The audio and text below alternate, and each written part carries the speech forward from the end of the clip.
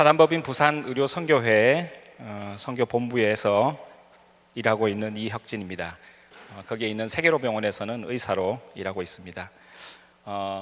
저는 여기 오늘 어제 쓰셨던 우리 선교사님과는 조금 다른 궤적의 삶을 살고 있습니다.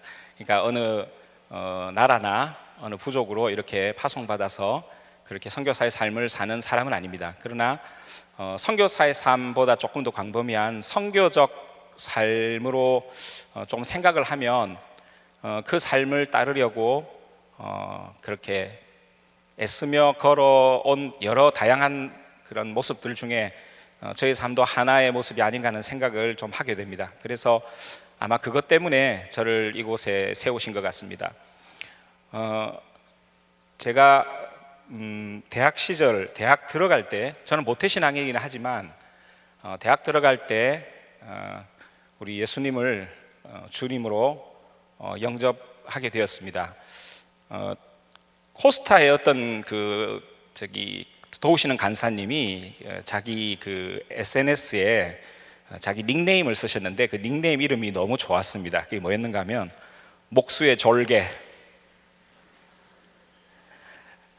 가만히 생각해 보니 그때 대학 시절에 우리 예수님을 주님으로 영접한 것은 제가 평생 목수의 졸개로 뒤를 쫄쫄 쫓아다니겠다, 그렇게 아마 결심한 그때가 되었고요. 그리고 지금까지 가만히 생각해 보면 그렇게 해서 쫄개로서 쫄쫄쫄 그분을 쫓아가는 삶을 지금도 그래도 부끄럽지만 놓치지 않고 있는 것 같아서 참으로 감사할 따름입니다. 특별히 선교기지병원인 세계로병원과 부산의료선교회라는 선교단체를 섬기면서 정말 부족한데 선교적인 삶으로 이 목수의 졸개를 인도하셨던 우리 주님께서 어떻게 저를 인도하시고 또 그때그때마다 말씀해 주시고 또 일깨워 주셨는지를 오늘 선교와 관련된 세 개의 키워드로 같이 말씀을 좀 나눠보고자 합니다. 그 세 개의 키워드는 하나님의 나라와 공동체와 일입니다. 그래서 먼저 하나님의 나라에 관한 이야기로 먼저 좀 시작해 보도록 하겠습니다. 제가 아까 대학 시절에 그 목수님의 졸개가 되겠다고 결심하고 그분께 여쭤봤습니다. 주님, 제 인생이 어떻게 하면 의미가 있을까요? 이제 어떻게 살아야 합니까? 그렇게 주님께 물어봤습니다. 주님께서는 사자성어로 대답해 주셨습니다.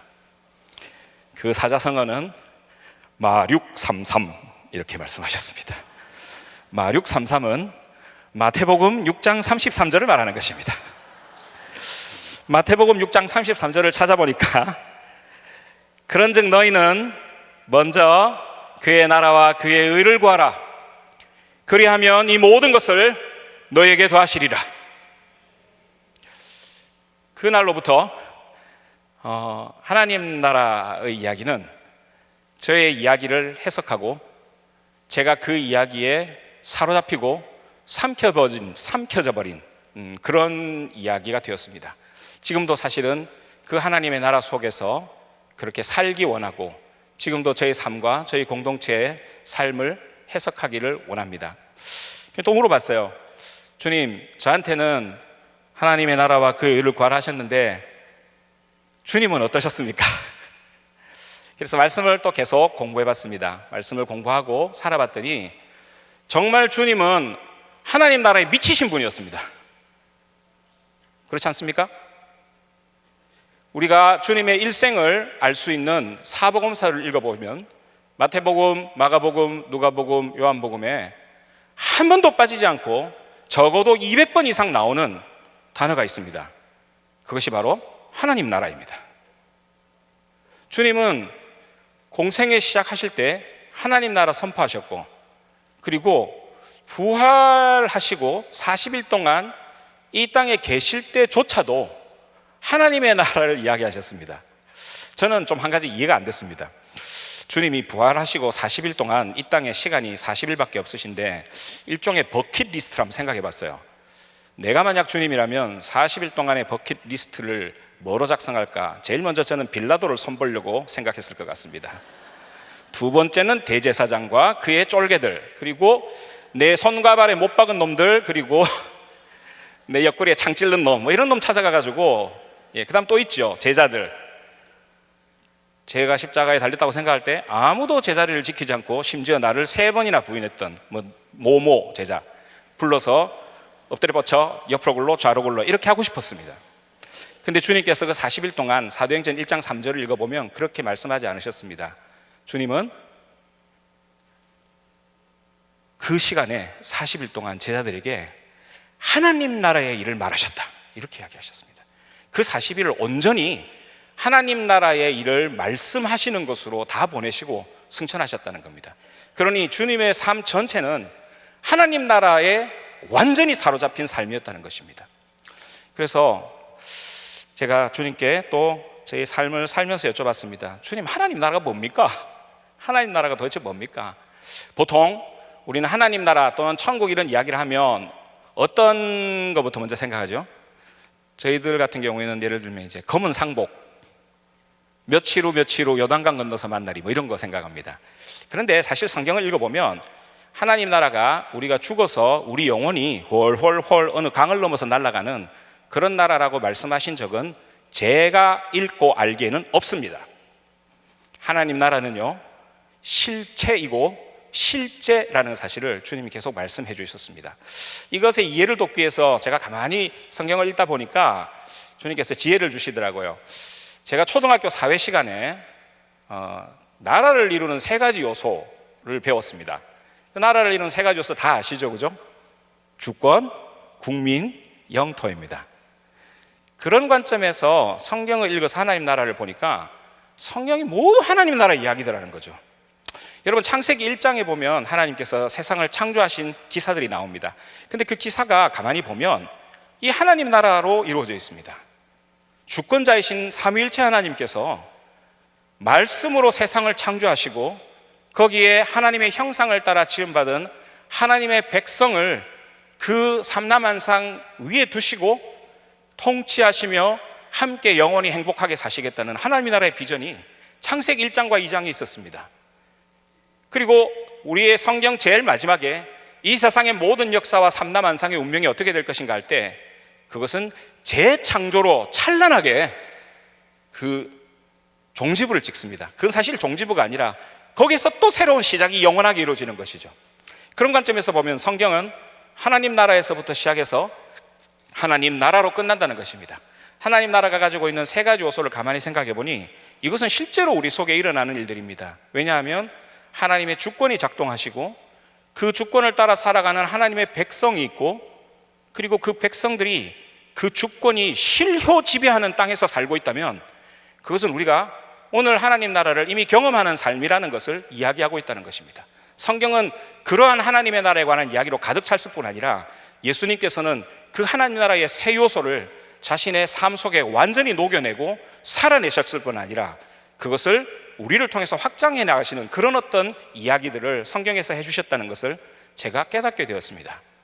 그래서 하나님 나라는 그야말로 저의 삶과 저의 이야기를 해석하고 저의 이야기를 삼켜버리고 저의 이야기를 보호하고 있는 더 큰 이야기라는 사실을 제가 깨닫게 되었습니다. 그런데 이 하나님의 나라가 선교하고는 무슨 상관이 있는가 또 여쭤봐야 되지 않겠어요? 그래서 또 평생 한번 여쭤봤어요.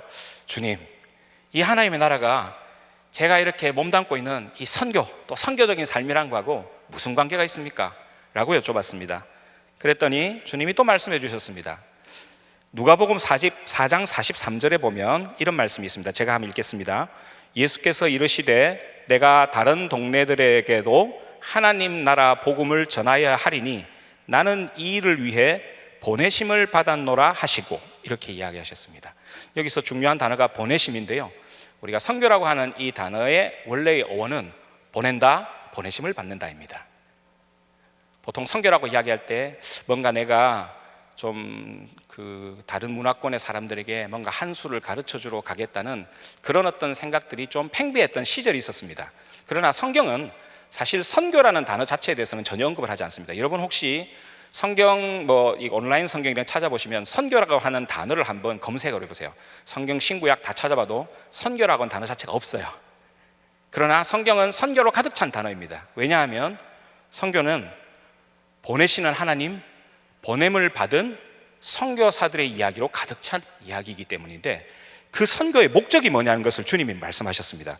여기서 보시면 주님께서는 나는 이 일을 위해 보내심을 받았노라 하시는 걸 보니 주님은 자신을 선교사로 이미 자리매김하고 계시는 것 같아요.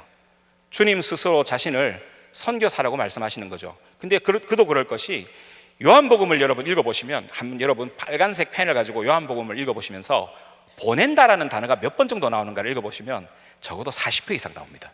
놀라운 일입니다. 근데 그것이 바로 주님의 자기 정체성이었어요. 주님의 정체성은 나는 하나님 아버지로부터 보냄을 받은 존재라는 사실입니다. 그것이 주님의 정체성을 이루었고, 그 이유가 바로 뭐냐면 하나님 나라 복음 때문이라고 이야기하십니다. 그러니 너무 자연스럽지 않습니까? 그래서 선교도 어떤 관점에서는 종속적인 관점입니다. 왜냐하면 선교는 그 하나님의 나라를 선포하고 실제로 우리가 경험하고 그것을 이루는 모든 선교사를 통한 하나님의 동선이라는 사실입니다. 하나님의 동선을 통해서 하나님의 나라를 온전히 하늘에서는 물론이거니와 이 땅에서도 이루실 것을 우리에게 주기도문으로 가르쳐 주셨습니다. 그러니 이제 수수께끼가 풀렸습니다. 하나님, 저를 젊은 날 하나님 나라의 소망과 비전과 하나님 나라의 큰 이야기로 사로잡히게 하신 것이 나를 주님을 보내셨던 것처럼 나도 그렇게 이 땅에 보내신 것이로군요 하는 것을 깨닫게 되었습니다. 그러고 나니 제가 베트남을 가든 캄보디아를 가든 어디를 가든 또는 한국에 남아있든 상관없이 저의 삶은 이미 규정이 되었다는 겁니다. 저의 삶은 선교적 삶이라는 것입니다. 여러분, 여기 같이 계신 모든 우리 형제 자매님들은 어떻습니까? 여기에 예외가 있겠습니까? 그래서 아마 저를 오늘 여기 세운 것 같습니다. 내가 꼭 그런 타문화권에 나가지 않는다고 할지라도 이미 나는 어떻습니까? 하나님의 나라에 사로잡혀서 하나님께서 나를 그것을 위해서 세상에 보내신 자로서의 나의 정체성이 여기 아무 예외도 없이, 누구도 예외 없이 다 있다는 사실을 생각한다면 우리는 선교적 존재, 그리고 선교사라고 불릴 수 있다고 저는 그렇게 생각합니다. 그래서 하나님 나라는 그렇게 해서 저희 삶을 사로잡았는데, 이 하나님의 나라가 실제로 이루어지게 되면 어떤 일이 일어나느냐? 마가복음 1장 15절에 보면 여기 주님께서는 그것을 통해서 우리 삶 가운데 일어나는 일을 이야기하십니다. 제가 읽어보겠습니다. 요한이 잡힌 후 예수께서 갈릴리에 오셔서 하나님의 복음을 전파하여 이르시되 때가 찼고 하나님의 나라가 가까이 왔으니 회개하고 복음을 믿으라, 이렇게 이야기하셨습니다. 하나님의 나라를 나의 인생, 우리의 인생 가운데 모시게 되었을 때 일어나는 가장 결정적인 사건은 회개입니다. 여기서 참 특기할 만한 사실은 사복음서에는 거의 예외 없이 하나님의 나라라는 단어와 복음이라는 단어가 항상 같이 나옵니다. 그냥 복음이 아니고 하나님 나라의 복음입니다. 그도 그럴 것이, 우리는 지금 복음이라는 단어를 사실 나한테 생기는 횡재나 좋은 일을 복음이라는 말로 많이 이야기를 합니다. 많이 잘못됐는데요, 실제로 복음은 이 당시에 또 그 전에 성경을 번역했던 시대에는 이것은 왕에 관한 이야기에만 쓰는 굉장히 정치적인 용어였습니다. 그래서 여기서 이야기하는 복음, 특히 신약에서 이야기하는 복음은 로마 황제의 모든 동정과 관련이 있고요, 그 다음에 로마 제국의 통치와 지배와 관련이 있는 단어입니다. 그래서 주님께서는 이 복음이라는 단어를 자신에게 쓰기 시작하시면서 자신이 로마 제국이 아닌 새로운 하늘의 제국을 이 땅에 가지고 왔다는 이야기를 지금 선포하시는 것입니다. 로마 제국은 복음을 선포하면서 이렇게 이야기합니다. 그 복음의 내용 중에 이런 게 있습니다. 로마의 지배가 어떤 성 앞에 가서요, 로마의 지배를 순종하지 않는 성 앞에 가서 이런 이야기를 합니다. 로마의 지배가 너희 앞에 왔는데 로마의 지배를 받아들이는 사람에게는 평안과 행복과 안녕이 있을 것이다. 그러나 이 지배를 거절하는 자에게는 죽음과 파멸이 있을 뿐이다. 이게 바로 복음의 핵심입니다. 주님께서는 이것을 선포하시면서 이제 우리에게 뭘 말씀하시느냐? 하나님 나라에 사로잡힌다는 것은 네가 지금까지 살아가던 나라를 아예 바꾸라는 이야기입니다. 우리는 우리나라의 20세기에 35년간 그런 경험을 한 적이 있습니다. 1910년부터 1945년까지 우리는 일제의 지배 하에 있었습니다. 일제가 우리 한반도를 실효 지배했습니다. 그래서 그때 사람들은 실효 지배를 당하면서 실제로 모든 것이 바뀌었습니다. 예를 들면 제 이름이 이혁진인데요, 제가 이제 일본의 실효 지배사에 사는 그 당시라고 생각하면 일단 저는 이름부터 바꿀 겁니다. 뭐겠습니까? 나카무라리, 뭐 이런 식으로 이름을 바꿨을 것입니다. 여러분 이름 바꿨겠습니까? 나의 옷도 일본식으로 바꿨을 것이고 나의 집도 일본식으로 바꿨을 것이고 그 다음에 더 중요한 것은 내가 어떻게 하면 일본의 지배 속에서 출세하고 살아갈 것인가 이런 것들을 생각했을 것입니다. 그리고 그것 때문에 나의 삶 전체를 다시 재조정했을 것입니다. 그런데 거기에 다른 삶을 재조정할 사람이 있었습니다. 그것은 바로 독립될 대한민국을 위해서 자신의 가산을 팔고 만주에 가서 독립군으로 풍찬모숙하며 상해 임시정부에서 정치적으로 독립을 꿈꾸며 하와이에 가서 임시정부에서 독립을 꿈꾸며 살아왔던 사람들이었습니다. 그들의 모든 일상은 독립될 대한민국이라는 것을 자신의 이야기 속에서 받은 그 이후부터 자신의 인생이 바뀌기 시작했습니다. 그래서 바뀐 인생 때문에 어떻습니까? 고난을 겪기도 하고 그 모든 것들을 감수해야만 했습니다. 그러나 그들을 사로잡고 추동했던 것은 바로 나라 바꾸기였습니다.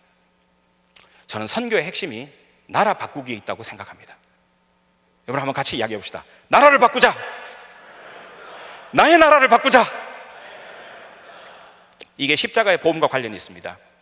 여러분 주님께서 십자가 이야기하실 때 이런 이야기 하셨습니다. 누구든지 나를 따르려거든 자기 먼저 뭐를 하고요? 자기를 부인하고 이렇게 이야기하죠. 그 자기 부인이 사실은 나라 바꾸기입니다. 여러분 사실은 우리는 자기 자신의 뜻과 자기 자신의 꿈을 쫓아 살아가는 자기의 왕국 속의 왕들입니다. 그런데 주님께서 그것을 대비해서 십자가를 지기 전에 자기를 부인하라고 말씀하십니다.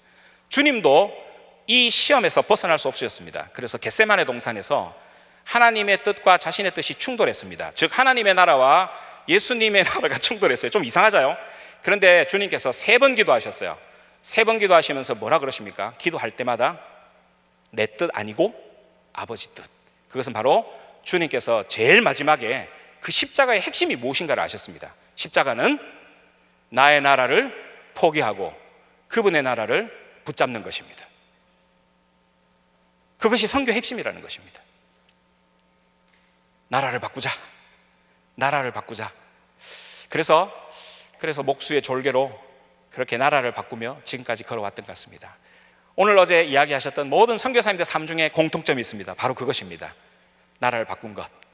내가 지금까지 그렇게 나의 모든 것들의 우선순위를 놓고 생각했던 그 나라가 아닌 하나님의 나라를 실제와 실체로 여기고 그것을 살아낸 그 이야기들이 사실 어제 오늘에 다 있었다는 사실입니다.